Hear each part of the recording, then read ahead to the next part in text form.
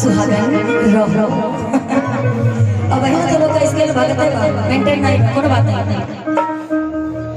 अरे माने ले लगी यहाँ के पोती आप पगली। अरे वाह भैया एक ठेल लिया वाला 2-4-5 हजार।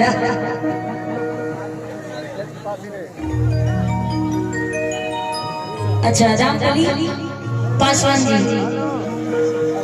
जो खेसारी जी का प्रोग्राम करवाए थे भैया, खेसारी भैया 12 लाख तक 200 रुपया में काम चला लेते हैं। बताओ 12 लाख रुपया खेसारी भैया लेते हैं तो कम से कम 2-4-5 हजार।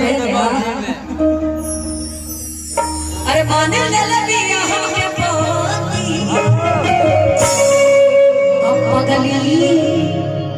हेलो हो पगली। अरे पगली सुना देखा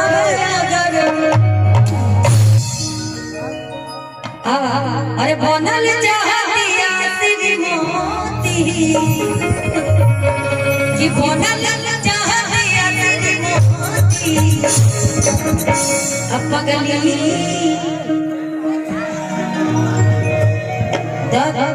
अच्छा कौन सा गाना गाना फिर बताओ तो। हाँ इधर वाले गाने वो पगली। वाह अरे बनल चाहतिया सिरी वाह वाह ऐसे होते हैं ना कंजूस लोग। आई आई आई लल्ला